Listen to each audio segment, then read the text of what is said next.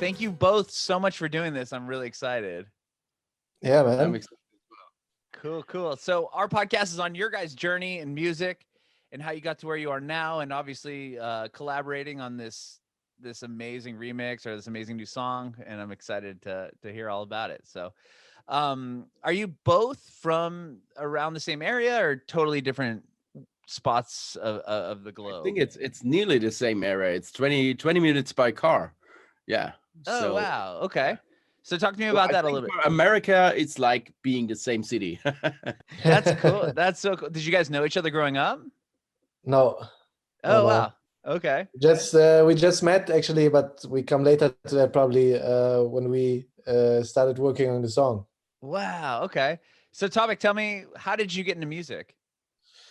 Oh, it was my music teacher, my school music teacher, who actually got me into music production. Oh, Because wow.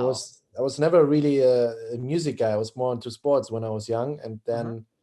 then it was in 10th grade when he had his project, and like he explained us how to use Logic, and then we had 6 months to do a song or like a beat or whatever, Mm-hmm. and I really got hooked to it for some reason, and then changed my PlayStation into a laptop, and from then only made beats. Wow. So, you actually had a chance to, your teacher taught you Logic in school? Yeah. Wow. That's an awesome That's class. amazing. That is so Yeah. rad. But prior to that, no, like you weren't playing piano or guitar or anything No, like that? no, Oh my nothing. gosh, that is so cool. But Yeah. wow, I mean, that teacher, what a life-changing experience. Yeah. That's Yeah. so That's great. rad. Yeah. Wow. So what happened with that first song? Did he see something in you at that, like even that early on? I don't remember. It was more like I think the first songs were really bad, but well, I remember he was saying to my dad that he never saw someone like he was doing it for like for 5 6 years straight, Uh-huh. always was like in that grade, and he said like there was never like a kid who was like so into it, and like like I always ran to him like not on school days and ask him like how can I do that or that, and even called him sometimes, and that's when he told my parents maybe you should support him there because he's He's got obsessed with it. sure. So was this teacher a producer? He obviously knew Logic enough. Was he putting records out at some point, or was it just like he learned No, this I think it was program? just fun for him. And he was like, at some point when, because we were 15 at that point, and he said, like, I know no one your age is interested in learning any more about Mozart or Beethoven. So let's Sure. make something on computers. That's cool. I mean, wow, what a rad teacher to really Yeah. embrace that. That's so cool. I've never heard of a school teaching Logic. Okay. Well, Yeah. what about you, ATB? How'd you get into music? Oh, that's a long time ago. Actually, when I was a child, really young, I used anything I get into my hands as an instrument, like a ball, like a drum, and Mhm. there are these little things when you can cut X, I used it as a harp, but because I didn't have an instrument, so. And I think later I got from my grandma a really old school instrument like a sitar. I don't know if you know what it is. It's Yeah, I very know sitar. Bavarian thing. So and later then I think I was 12 or 13. I got my first guitar. Okay. So I took guitar lessons, but I noticed really fast that I hated to play other songs, because Oh, sure. it's really hard, you have to learn the notes and the chords and things like this. And so I started to do my own songs because nobody can prove if it's right, I just Yeah, it's right to I, you. I That's all just that played matters. some melodies and things like this. And later I noticed that I'm really not too much into just playing one instrument. I Mhm. always wanted to do full tracks. I wanted to produce music, and it was really really hard these days because it was in an early 90s. So you just had you barely had computers like Mhm. Commodore computers and Amiga and things like this. And actually my first electronic music instrument was an Amiga computer, where Oh, you wow. had four tracks, and to make these tracks in stereo, you just have two tracks. So it was Uh-huh. really hard to do any music on it. So but I did some tracks on it, and I sampled things with an old record machine, and it's really crazy stuff. And these days, my brother had a girlfriend, and this girlfriend had a friend who worked in a club, in one of the best Oh, clubs in Germany these days. I admired him, and he was my big star. And I made a little cassette record and recorded my stuff, and told her maybe you can bring it to him, and uh, please play it to him. Maybe he like it. And a couple sure. of days later, he called me, and I was like, "What the hell?" And he really liked what I did. When I listen to these things today, I'm really wondering, but he liked it. And so, and the good thing he was he already had a nice studio. In these days, you needed to have a studio with Yeah, console and all these yeah, things you to couldn't just make it on a computer at that yeah. point, And he right? invited me there, and I made one of the things with my really bad equipment. We've redone it in his studio Mm-hmm. directly. I got the first record contract. It was in 1993. And so I did 2 or 3 tracks with him, and I got some advances from the record company and from a publisher because they believed in me. And so I Wow. got $10,000, around $10,000 as an advance. And from this money, I just bought all the equipment I needed. Mm-hmm. So, and this was the beginning of my own little studio, and I worked and worked and worked. And yeah, now it's a lot of Yeah, time later. yeah, So yeah. Now you have billions of streams and yeah, hit yeah, but records I'm and I'm still remember the old times when I remember the first time my vinyl. I came in the record company, and they had it there, and they packed it, and I still have the smell of this vinyl in my nose. And I packed it, that's and it was, oh wow, that's my track on the vinyl. And everything is a little different today, because mhm. you don't even have the track physical in Yeah, the front of you. physical copies. I know. Yeah, That's why I keep all the vinyl because it's so yeah, it I love having the physical I mean, it's cool to have the digital version because it's so easy and accessible when you're exactly. anywhere. Yeah, But to yeah. come I home and love the have digital it. version as well, but listen to it on a physical medium, it's kind of different. And Mhm. I think some of the kids should try it. It's an amazing moment that you have something and you put a needle on it and music is coming out of it. It's crazy. Sure. Or even going to the record store and like and digging through the crates and finding something and being like, "Oh, like Yeah, I can't it's yeah, amazing. Yeah, that's it's such a cool experience. Like unfortunately, it's an experience that it's kind of fading out. yeah. Yeah, but well, so you got a record contract really quickly. Was it off the Oh, cassette that you made? That no, it or was essentially because of from the better production in the studio the of this friend. okay, sure. And did he have friends in the industry that he could kind of Yeah, like he already had some releases with an own project, and yeah, it was. I think he was my. He found about my creativity, and I'm really thankful about that. And that's the reason why I'm always, when I'm can be helpful to young talents, I always try to give something of that luck I had back to mhm, other people, because sure. it's hard to get into the music industry even today, because everybody, it's way more easy today to produce music, and the market is so full of thousands, millions Oh of yeah, it's so people who oversaturated are with really people. creative, and it's hard to get contacts and to get known by the industry. Sure. Yeah, it's hard to get because there's so much of noise happening. It's hard to Oh yeah, kind of have somebody find you and like really embrace what you're doing. That's really yeah. amazing that you The found bad that thing so about it quickly. is that there are a lot of talented people out there, but they didn't get the ear, because it's full of music, and there's a lot of bad stuff, but a lot of good stuff as well. So Sure. you have to find the good ones. Yeah, definitely. Well, topic. Okay, back to you. I want to know you had this class or this professor that taught you Logic, and you start producing songs. How like do you once you put something together? How did you get to the next level? Did you like start DJing clubs, or what was your next in? in the industry? No, the DJing came actually way later. Like at first, I was just it was just a hobby, and I just made beats all day, and I was more into hip hop back then. And then I did it for probably 5 or 6 years till, and I also always recorded local rappers and worked with them a little bit. And Oh, then okay. So in you're kind of producing with other people. yeah, that was my start. And then I think when I was 21, like I produced the first album, which was actually released and then also went on the iTunes charts.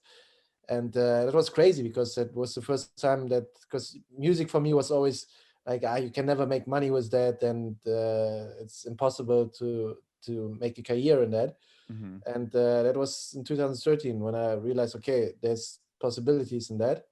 And I just started producing or continued producing for other artists. And then in late 2014, because I always liked dance music when I was clubbing, like Mm-hmm. I produced always hip hop, but when I went to clubs, I always preferred dance music. And at some point, I just thought, let's try that and release it under my name, under Topic. Mm-hmm. That was in 2014 when, like November 2014, when I put out my first single, and it Mm-hmm. was the start of Topic. Then, yeah, Was that Light It Up? Was that the first single you put out? yeah, that was the first one. Wow. And Exactly. then that thing goes crazy, right? I mean, it mounts like millions upon millions of plays. Yeah, it was like it was independent, and like it had 1 million YouTube clicks like after 2 or 3 months, which was crazy already, because like I just did it for fun and put it out and see what happens. And I was fortunate that a lot of people liked it, and then I just continued putting out music independently. And then like in 2016, I had another song which was called Home, Mm-hmm. and that one then got signed by a music label, and that was the first one which actually went to the charts and which got massive airplay and also went a little bit globally. I think was uh, it's now double platinum in Australia. And That's yeah, huge. That's so so that was the cool. song where I would say I broke the industry. Home. Yeah.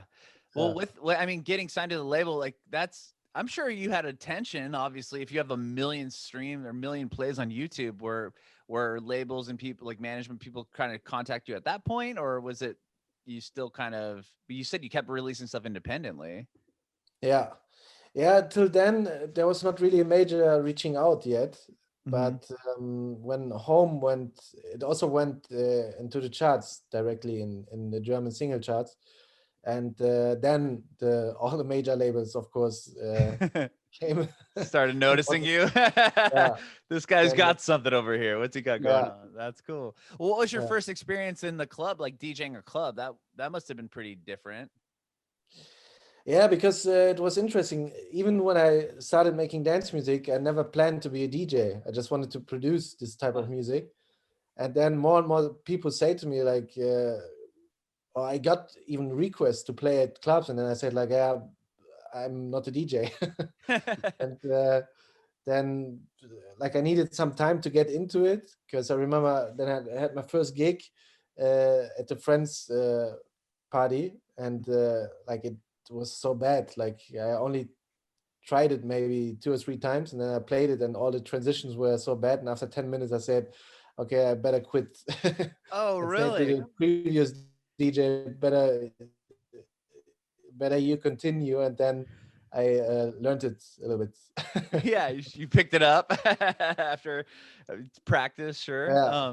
That's cool. And then okay, so ATB, when did you get into the clubs right away? Like, I mean, you said that was your kind of thing. Your friend, or the guy that you looked up, your girlfriend, your friend's girlfriend's friend, ran that club. Did you get in the club and start being able to promote your own music there, or when did You know, you? I just started with as a live act. You know, these days there wasn't even DJs like we know it. You know, it was Mhm. just the club DJs, but it wasn't that anybody would have it booked a DJ for a show or something like that. The Sure. DJs just have been hired by the clubs. So I started first with some shows as a live act with keyboards and things like this, Oh, and wow. I Okay. did a little bit of emceeing and crazy stuff. It was my first project, named Sequential One, was kind of hard techno stuff, and Hmm. so after a couple of years, I started to noticing that it's way better be a DJ, because I want just recorded my stuff and I could test it in a club. It was Uh-huh. amazing. So in the same club, this guy who found me in this club, I started there with my career. I played every night there, Thursday, Friday, and Saturday, from 9 till 5 in the morning. Crazy, but it was a Oh, really wow. good thing for me to improve my DJ's skills. So Sure. this was the start around, I don't know when it was, 1996 or for I don't even know when it was, but so I always have been in the DJ thing because I never planned it before, but I felt in love because it was a great way to present my music and to Hmm. test it. So and later then with as ATBs, you know, had this big success from one day to the other, I would say, especially ATB first before 9 p.m. came out. I Uh-huh. used the name ATB because it's just my initials, Andre Tannenberger. I used it Oh, for some remixes, and that I because Sequential One was my main project, and uh-huh. I used ATB for the not that important things, and Sure. at And that became 9 the p.m. most then important ATB thing. was so big. So and then I started with travel around the world with the DJ thing, and yeah, today I'm really happy about that because the DJ is way more easy than having a band, all the equipment, and a lot Mhm. of people. It's great, and these days DJs are way more different than 20 years ago. That's Sure. Sure. You said that you DJ? You said from 9 to 5 a.m. You did like an 8-hour set. Yeah, every Oh my 3 times a week. That's the thing, because the club just had one DJ, and I had a good friend of mine. He helped me then, and I sometimes I did it from 9 till 2, and then he did the rest, or sometimes the other way around. But this is a really good thing to get into it, Mhm. because Sure. you have to build up a night, and this when I think back, this helps me for my sets today because even it's really easy when you have a good crowd. It's good. Mhm. It's easy to DJ, but Mhm. if the crowd is not that good and you have to get them, because they are bored or tired, whatever, or they had 10 really bad sets and on a festival, and then you come and you want to get them back, it's really good to have this kind of knowledge in your head what you have to do. And it helped me a lot to have this practice in earlier times, even Sure. today. And also I know how it is to play a whole night. You have to take the people on a journey. You can't just play hits, it's just you can't take them then and leave it there. You have to go down a little bit and then again, and to have this kind of emotions in a set, I learned in the beginning of my career.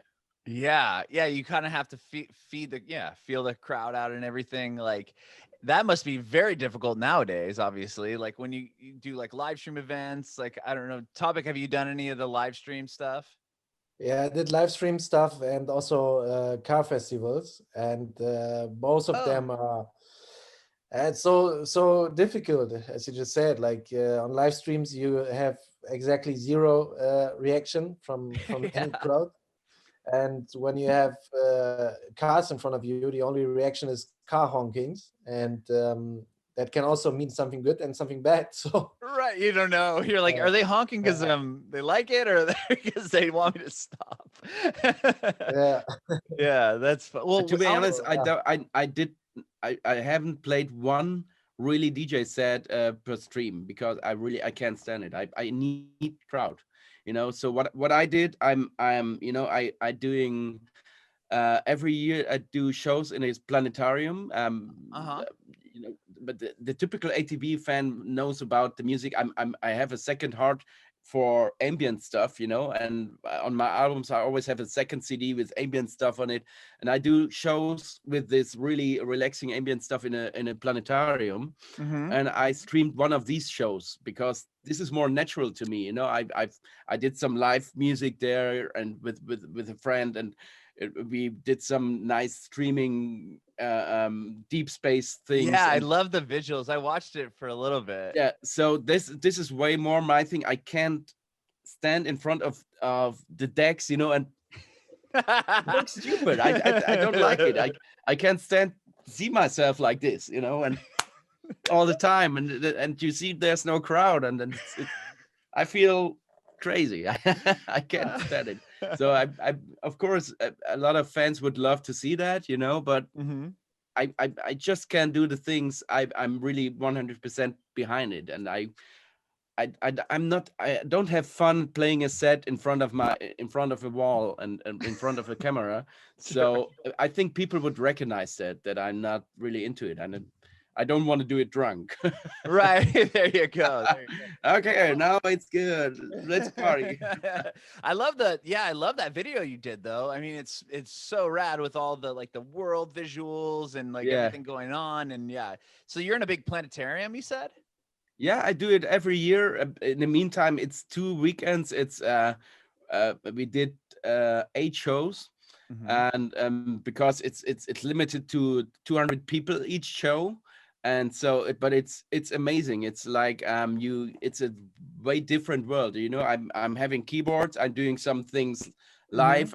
I'm playing tracks that I really love, and with the decks. So it's a kind of between live and DJ music, and so and this with unbelievable nice projections. So you're sitting there, and you just, you know, some people fall asleep, but I don't care because it's so relaxing. Uh-huh. It's amazing. You maybe one day you have to see that. It's in my I- hometown. Oh, I want to come. Yeah, I want to see the live version. I watched it on Yeah, YouTube, but I want to see it is the amazing. Yeah. live version. That's so sick. Well, and I want to talk to you guys now about obviously the new song. Um, ATB, you put this record out what 23 years ago. Tell me about the original process behind the song, and then obviously now, I mean, the success of it. Obviously, Yeah. tell me about the record real quick. The And first time you released it. the crazy story behind it is that it's just, you know, I recorded the song, or it was done by accident, because I had these days I had a girl I wanted, you know, we wanted to go to cinema, and but we had still had time, and I was like, you want to see the studio? I don't know till today if she wanted to really want to see the studio, but She's like, yeah, sure. I show you my records. No, I just want to show her the studio. And I said, okay, now I turned the studio on. I told her, okay, let's start a track. And I put a beat in it. And then I found this guitar sound, and I just played the melody directly. And I was like, what the hell? That sounds interesting. Mhm. And so I played the full melody, and I worked it out, and I played the bass. And after half an hour, I noticed, oh, she gets tired and bored, you know. It was like, okay, we have to go. And but before you go, you have to save it. And the working title, I choose the working title because we have to go. And I looked at the watch, and it was 9 p.m. in the evening. So I just saved it as a working title, 9 p.m.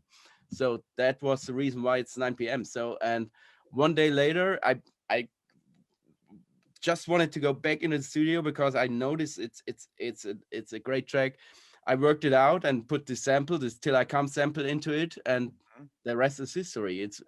I think I've done the track in 2 or 3 days, and then I thought I never will get a record contract for this, but Uh-huh. an Contour record in Hamburg, they have been like, oh, this is amazing, let's try this. And then in Germany we released the track, and it was like, it was a good success, but not my biggest success in my hometown. So Mhm. but later, 1 year later, in the UK and worldwide, it started to get #1, and it was crazy. It's so crazy that I still till today I can't believe it. And so, but I still think that the what makes me crazy about this melody, it doesn't die. So Mhm. when I think I'm the guy I've listened to this melody millions of times because on nearly every gig I play it, people assume that I play, I want me to play it, and I never get tired of this melody. And it's not just for me, it's whoever I talk with, this melody is, I don't know what it is, but it is. So, and that was the reason why I think after 23 years, I wanted to turn this, I would say trance anthem. I think it's kind of just instrumental track. I wanted to turn it into a real song. And so I thought a long time about how can I do this? And I need somebody who helped me, because if you have a melody like this, over that long term of time, you need somebody who brings in fresh ideas and a new way, and Topic was perfect for this. That's what I thought before. And A7S, I thought I really hope to get in contact with them. And so the unbelievable thing is that last year in the lockdown time, we had a friend on this, or he was the cameraman of this planetarium show. Oh, okay. And he was in contact. We remembered he was in contact with Toby, and he was a former friend of him. And okay, let's call him. Maybe he can link us together. Shorten up the story. We talked on the phone the next day, and one day later, Toby came to my studio and we started. And it's amazing. So yeah, it's a coincidence, but I love the fact that it's not an industry thing. There wasn't some record bosses who said, okay, we have to put them together and it's a big success. No, we both have the same feeling and the same thinking that 9 p.m. it's better. We don't like cover versions, we didn't want to do a cover version or just a remix. No, we went in the studio and we wanted to recreate the track, to make it an own new track. And I think we figured it out. So yeah, I think so too. Yeah. Well, okay. Well, Topic, tell me about getting that phone call. Did you know of ATB at the time? I'm sure you probably knew of the song. Yeah, sure. And yeah, it was also like a crazy coincidence because the guy who connected us, I haven't been in touch with him for quite a long time, and then I had to do one of those DJ live stream sets, and then I was looking for cameramen who live close to my place, and then I remembered him and said like, okay, like he did something for me years ago. Let's check if he's still doing video stuff, and then I called him. And then he said like, yeah, sure, let's do it. And by the way, I just talked with ATB and he wants to do a remake with you of 9 p.m. Should I connect you? And I'm like, yeah, why not? Then yeah, we just talked a little bit, and I think 1 or 2 days later I was in the studio. Wow, that's so crazy. And ATB, I'm sure over the years there's got to be hundreds upon hundreds of DJs that wanted to remix that song. Why? Why now? There have been a lot of bootlegs and things like out there, and a lot of people tried to play the guitar this way, but it always sounded like a cheap or whatever. I never liked it, And to be honest, I tried a lot of times to make my own other versions for the clubs, to polish it up for my DJ sets, and I never really got a version that I really liked. I had it with other tracks. I from Ecstasy one track, other track. I have nice club versions later, but I never figured it out for 9 p.m. So so I think today it was time now for polish it up a right way and make it a new track. Make it maybe more successful than the first one. I mean, it's only been out for what, like a week or so, and it has like almost 3 million plays on Spotify. Crazy. I think it's doing well. I think I would say it's doing well. Well, Topic, how is that taking on? Was that kind of something where you're like, I got to take on this song that has been, massive for the past 20 years. Was that kind of hard to take on, or just feel like you got it because ATB gave you the blessing already and he reached out? No, it's like I think it's good that I just went into the studio and just didn't even try to think of it. And I mean, it was the same when Breaking Me went so big, and then I had so many people saying like, don't you have so much pressure right now, and I think you just have to blend out when you create the music, all the success, all the numbers, and everything. It's just like, just go in and do what you love, and don't go in and be like, oh, I want to beat the original 9 p.m. now. Sure, That sure. you're not free, and then you're, I don't know, then you don't do what you love, I feel. Yeah. Wow. And then so you guys connected, obviously this is all during lockdown, the pandemic and everything. Did Yeah, you it work was we were in luck. We did it in the beginning of last summer, and in Germany the numbers was really okay. And this was we it was after the lockdown time, so have been able, luckily, to sit in a studio together, because I didn't want it to do it, per like Zoom. We did it later. We did it sometimes with Alex, with the singer, with A7S, because he Mhm. wasn't able to come to Germany. Uh, it was good because we could work with the new technology like we talk now, and we was able to be creative. But I think for the creative work at the at the keys, it was really good that we was able to sit together. Sure, sure. So when A7S put the vocal on it, then you did that kind of this way over Zoom? Yeah, yeah. Yeah. Wow, was that interesting working like that? Yeah, it's definitely interesting. I mean, A7S and I, we work for so long now, so we know each other very well. So it Mhm. was kind of okay to do it that way. But we did some Zoom sessions with people we didn't know, we just met with them on Zoom and tried to write a song, and that was not really nice. Oh, really? So Especially, this was you already had like kind of this experience prior to working with A7S? yeah, yeah. So we kind of know. I know how he works. I know how he knows how I work, and so that was easy then, and it was not like a problem. But it's so hard when you don't know someone. Like Sure. like Yeah. that session where we did the 9 p.m. was one of the few Zoom sessions during the whole Corona. But I I would think the say. good thing was you guys, you knew each other. You know what you have to Yeah. do, and you have a good chemistry. That's why the result is that good. Sure. I mean, Breaking Me, I mean, that was was that the first time you work with A7S Topic on that song? No, no, it was we started working in 2017. Oh, okay. Yeah. But that was like I mean, when that song is like platinum in, multiple levels and like was that kind of like that song is massive. Were you did you have the idea of bringing A7S in, or ATB, was that something you already knew, like, I want vocals from A7S and I want Topic to help with the remix? Um, well, I don't know. It's I think just it was the plan to with yeah, his vocal as well, because yeah, I had in my mind this vocal would fit so good to the guitar, and Mhm. I don't know why it is, but if you listen to Your Love 9 p.m., it's kind of everything is fitting together. The music, the guitar, and the vocal is the voice is so it's like one. It's Mhm. like you can't plan it. So I think another voice or something else wouldn't fit like this. So Mhm.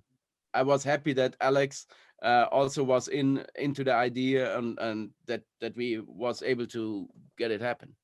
Yeah, I mean, it's amazing. It's so cool that you guys were able to like reimagine, so to speak, this song that came out 20 years ago and kind of totally make it, now. And Yeah. nowadays it's like, tell me about like, with the music industry being so much different than it was before, like now you're in like this TikTok world, and like how does that all kind of affect you guys? It must be a totally different For approach, me personally, I think Toby is a little bit more near to this right? generation. He's a little bit younger, 2 or 3 years. Um, 2 or so 3. sometimes I know the times changing, but and all the digital ways and Instagram and Facebook and all this, and TikTok is still a kind of crazy world for me.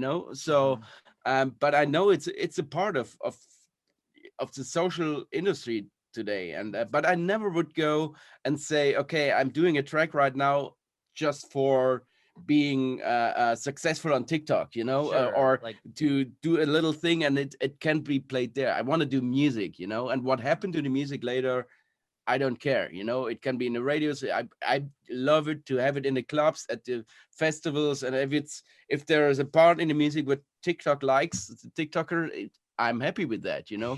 But I wouldn't work exactly for the TikTok world. right. Yeah, you're I think not they would writing notice it. songs They don't for want it, you know. I think they want to find out self what fits to them, you know. Mhm. I think they don't like it if you just do it. Okay, this is a TikTok hit. Please take it. I Sure. don't think that this works. Do you feel the same way, Topic? It's like you just write a song and if it happens on TikTok, it happens. Yeah, definitely. Because Breaking Me was so big on TikTok, and during the whole process, we never had one thought on TikTok. Right, right. It's just later than when the label is asking what snippet should be on TikTok, then you start thinking like, okay, which might be a good TikTok moment. But even that you can plan. Like, who Right. knows? Yeah, TikTok Right. is so random, also, and so much stuff. Uh-huh. Um, yeah. Well, with Breaking Me, like, did you was the song was already big before like TikTok started picking it up, correct? No, it was kind of Or like was it a kind of ping pong simultaneously? all the time. It was almost like the song got big first, and then TikTok came, and then the song got even bigger, and then it's kind of like they were yeah, like ping ponging each other. Right, right, right. Wow. Did you like were you on TikTok actively prior? Like, did you know that this was happening there? uh, yeah, I was a little bit on it, like, but I didn't. Was no content creator on it. I was just consuming. Sure, sure. Yeah. And then did you start when you started seeing the numbers, is that pretty wild? Like, whoa, like this Yeah, song is yeah. really like taking off on this platform. Yeah, it was crazy. Also, it went so quick, and I just started seeing the numbers increase of people doing the video, and sometimes was like 5,000 new videos daily, and it Uh-huh. was really crazy. That's amazing. Well, I'm glad that you guys were able to obviously link up. It's wild that you live so close to each other and like, years later and ATB, I mean, having this song that's so iconic from, 20 plus years ago and now you guys recreated it and it's so amazing.